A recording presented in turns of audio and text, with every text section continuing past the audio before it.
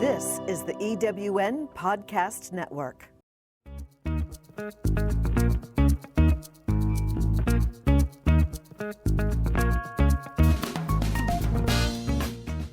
Welcome to Late Boomers, our podcast guide to creating your third act with style, power, and impact. Hi, I'm Cathy Worthington. And I'm Mary Elkins. Join us as we bring you conversations with successful entrepreneurs, entertainers, and people with vision who are making a difference in the world. Everyone has a story, and we'll take you along for the ride on each interview, recounting the journey our guests have taken to get where they are, inspiring you to create your own path to success. Let's get started. Hello, I'm Cathy Worthington, welcoming you to a new Late Boomers podcast episode. I'm here with my co-host, Mary Elkins, and together we will be talking to Darrell Berry, a retired Army officer who has written a mystery novel. And I'm Mary Elkins. Darrell is a baby boomer and a retired gay officer who served during the Don't Ask, Don't Tell period in the U.S. Army. He has a book out called Early This Morning, and it's a work of fiction, but we'll get his take on the true situations as well as fiction. Welcome, Darrell. Thank you very much. Thanks for having me. Great to have you. Darrell, tell us about your education and your earlier life that led you to join the Army. Oh, okay. Well, what led me to join the Army was a little thing called the draft. Actually, when I was quite young, I was in college. And so I was being drafted at the end of Vietnam. So I ran down really quick and joined, because if you're drafted, who knows what you're going to get. And I wanted to be a medic. So I joined, and I was a medic and an operating room technician. And then, I'm sorry? That's a hard job. Medic. Oh, yes. But I enjoyed it. And then after 3 years, I got out, finished school, had a bachelor's in psychology. Then I got a master's in human resources. And then much later on, I got postgraduate work in strategic intelligence, which is sort of like international relations. Oh, so you never went back in the Army after that? Oh, I'm sorry. I did. After my 3 years and after finishing college, then I went back as an officer. Oh, yeah. Yeah. And then I spent the rest of the time as an officer. So I spent both enlisted time and officer time. Oh, nice. Yeah. All right. And you did go to Vietnam. No, actually, by the time my training was over, everybody was coming back home. So, I mean, I literally missed it by months. Just, yeah. Yeah. Well, tell us a little bit about your book. Although it's fiction, is there some truth to the topic? Yes, there is. It is. I have to stress that it's fiction because I did work in the intel field later in my career. And I worked for an area of intel. We were looking for countries that were developing biological agents in quantities large enough to weaponize. And so the book is a little bit about that. And it's, of course, a little bit about Don't Ask, Don't Tell period. But I will say it is all fiction because people that after you have a top secret clearance, if you write much about your experience, you have to have it cleared. And I didn't have to have this cleared because it's totally fiction. But yes, but there's portions of it that are true. And as far as the gay part, there's certainly experiences that I either had or witnessed, that are true. And a lot of the characters in the book are a compilation of people that I knew or at least knew at a distance. Well, tell us a little. Tell us about your personal experience being gay in the military and whether the Don't Ask, Don't Tell policy was viable or a giant mistake. The Don't Ask, Don't Tell policy, which came into effect about 1994 through 2011. And I look at it like a stopgap between before that, it was, against regulations. You couldn't be gay and be in the military. Of course, there were a lot of gay people in the military. Don't Ask, Don't Tell strictly said, your superiors can't ask you and you can't tell them if you're gay. But it was still illegal to be gay. So I consider it, I guess, a stopgap, for lack of a better word. And then, of course, in 2011, then that portion was over with. It's okay to be gay in the military. But so it was an unusual time. Oh, and by the way, there were a lot of people during Don't Ask, Don't Tell that were dismissed. A lot of highly trained people, thousands were dismissed during that period of time. Thousands. What a waste. What a waste. What a waste. Oh, my goodness. But to give you an example of, and this is about the second chapter of the book, I guess, this incident happens. I have had people come up to me in a gay bar, that I maybe didn't know or I knew them by sight, and they would come over to me and just say, they're here. That's it. They're here. Well, I knew what that meant. It meant they were either military police or someone that was searching out gay people in the bar or around the bar. So when you were there, when you were in the service. Oh, yeah. Mm-hmm. But with me, the way I figured it, I'm here, I'm having a drink, I'm not doing anything else. So I didn't, I was aware that they were there, but I just sort of would have my drink and leave. Well, I kind of dealt with that in fact, that kind of starts off the book. But things like that happen. But basically, I just was very, very private about my social life, and just at work, it was just work. And people, a lot of times, you don't realize during that period of time, say someone had a spouse or a partner that was ill or something like that, and they happened to be gay. And then the same unit, somebody had a spouse or partner that was ill or even passed away or whatever, and they were straight. Well, the straight person in the military, well, my goodness, you were given time off and given a lot of condolences, which you should be. The gay person, zip. Nothing. You couldn't, because it couldn't be. So they couldn't say anything. So both their ups and downs in the military were very quiet and hidden.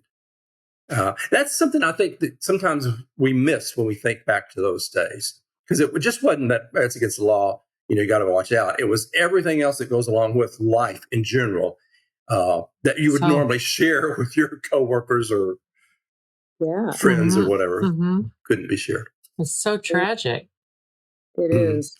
It is. Well, and do you feel that policy was viable or a mistake?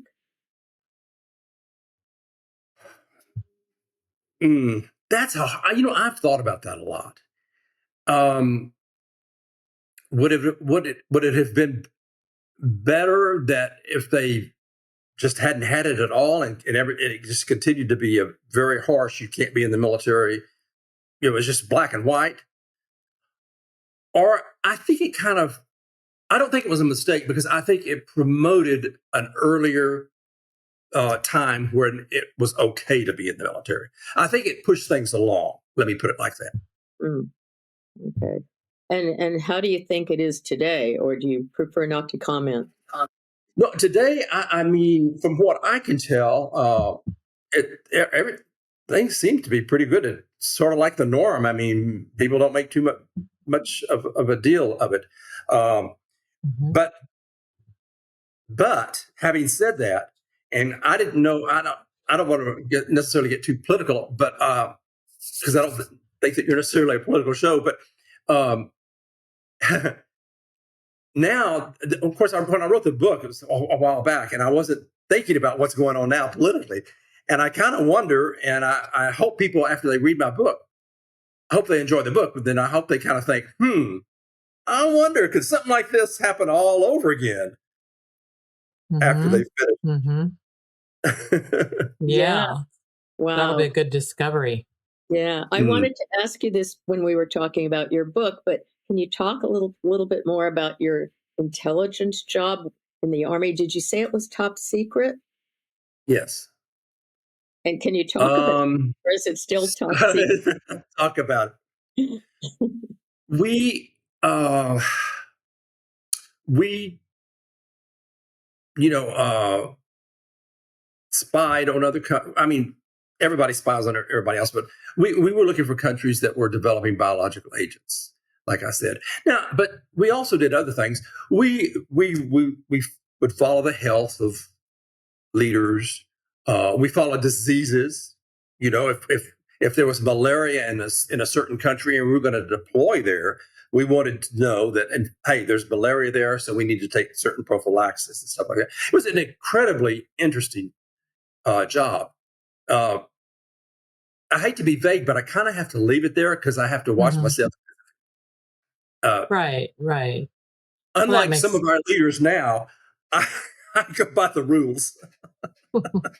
Yeah. Tell us about how you decided to become a writer. What was that process, and what was the process of creating the book? I love to read. I absolutely love to read, and I like mysteries. And I'm not for sure if I could put my finger on a certain point, but being in the military and the situation that I was in, working in that field, I don't know, it just kind of came together for me. I think that it would be sort of interesting for people to know about both these things, but to do it to read about it in an entertaining mystery format. It just sort of came to me. And so I started, I would write a little bit and put it away, write a little bit, put it away, and did that for a long time. And then I finally said, before I forget some of these instances, I better, sit down and write. And that's what I did. I just sit down and just wrote. And then actually, I self-published. And that was quite an experience. But then I was encouraged to seek out a publisher several years later, which is what I've done. And I'm glad I did that, because it was for me the way to go. It was great that you found a publisher. That's fabulous. Was it difficult to find a publisher? Atmosphere Press is a hybrid. So I didn't even know about that until I started looking again for publishers. And the thing of it is, what I love about it, I own the book. I mean, so I have all to say. Yes, you do pay them to publish it, but my goodness, what a job. I mean, they just, from editing to the cover, which, you've seen, but anyway, from everything about it was really, really, really first class. And I would do it again. And as a matter of fact, I've got another book, very early stages of another book, and I'll certainly use Atmosphere. Well, tell us more about your book. It's called Early This Morning, and you mentioned it was a mystery, but without spoiling the end, tell us more about it. Tell us the elevator pitch or more. All right. There's a group of general officers in the Pentagon and some congressmen that are kind of in cahoots with one another. And they have been trying to find ways to get rid of gay service members any way they can. Excuse me. Well, an order comes down, legitimate order, top secret order comes down. And as they're going through the order, it is that they are to put together a company of soldiers to go overseas and spy on a country that they think are developing biological agents. But as they do their planning process, it becomes very apparent that whoever they send will more than likely die. It's a very dangerous mission. And people are dying over in that country. And it's just, as a matter of fact, it would probably, under normal conditions, wouldn't even send people because it was very dangerous. But come up with an idea. Hey, why don't we spy on these suspected gay men and women, bring them together into a company, train them up, and send them over? We'll be killing two birds with one stone. One, hopefully we'll get a lot of intel on this country that's developing biological agents, and it'll be a feather in our crown, in our helmet. And secondarily, if they die, and they probably will, who cares? Oh, They're expendable. Oh. So that's quite a pitch. That's the premise of the so it carries. Well, do you think the near tragedy in the book could happen today without revealing what it is?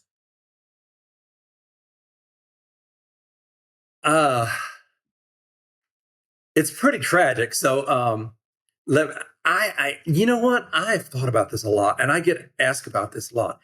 And I certainly think so more today than I did 10 years ago. Mm-hmm. In other words, I think it's a possibility.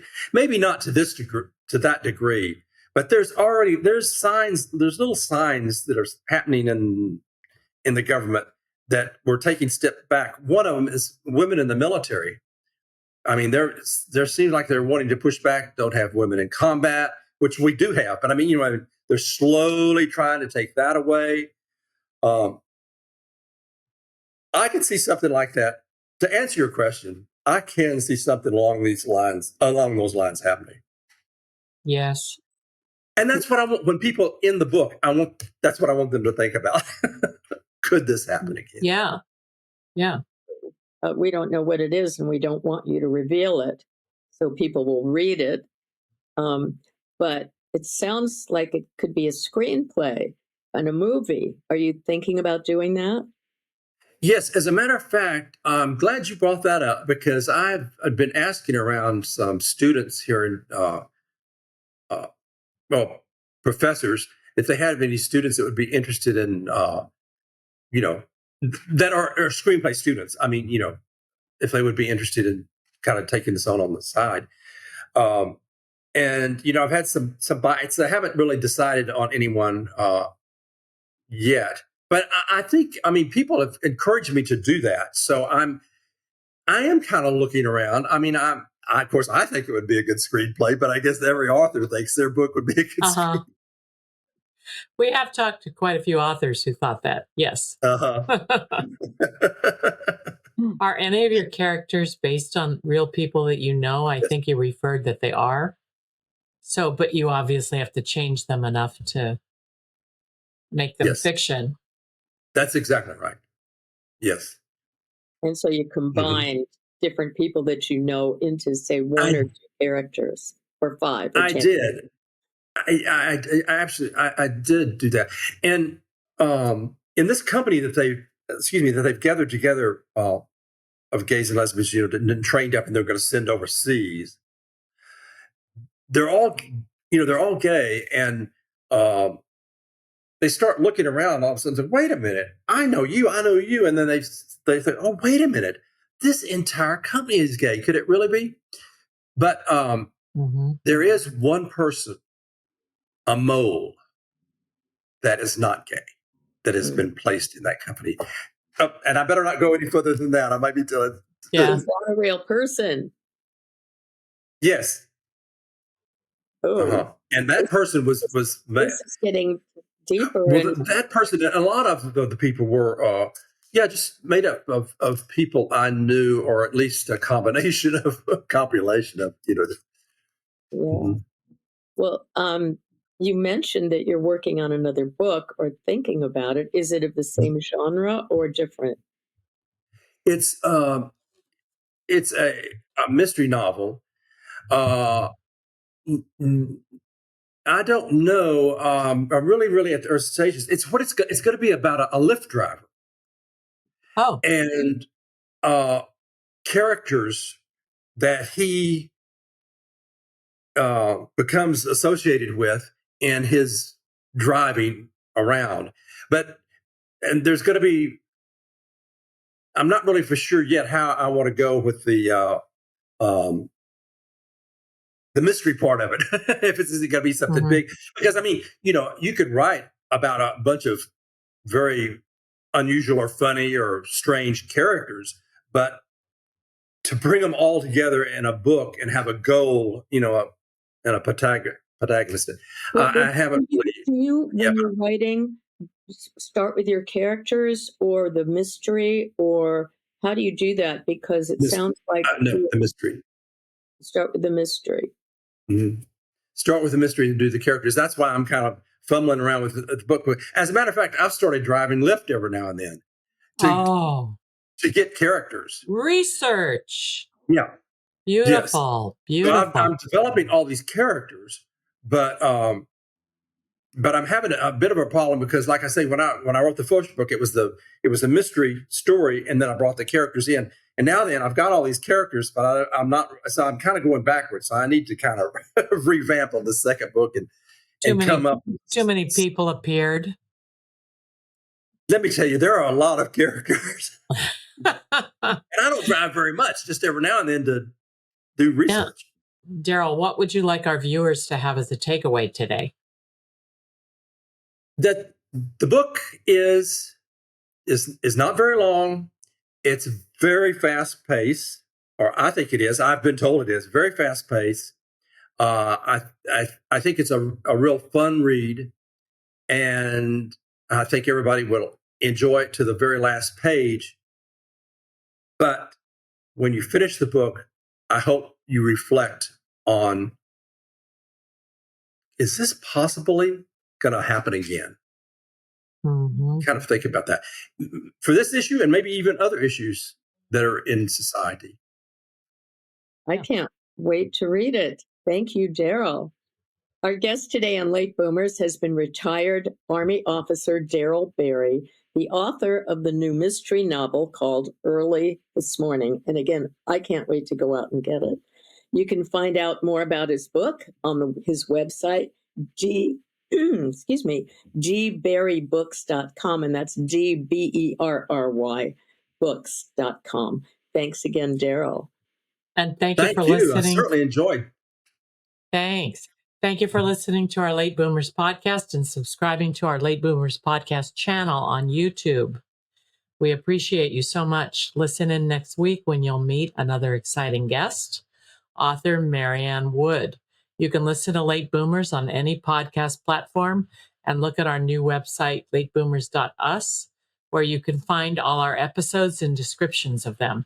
Please follow us on Instagram at I am Cathy Worthington and at I am Mary Elkins and at Late Boomers. Thanks again to Darrell Berry. Thank you. Really enjoyed it. Absolutely.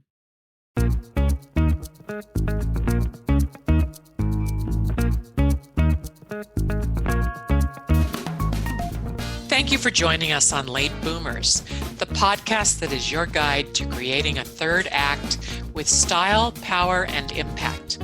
Please visit our website and get in touch with us at lateboomers.us. If you would like to listen to or download other episodes of Late Boomers, go to ewnpodcastnetwork.com. This podcast is also available on Spotify, Apple Podcast, and most other major podcast sites. We hope you make use of the wisdom you've gained here and that you enjoy a successful third act with your own style, power, and impact.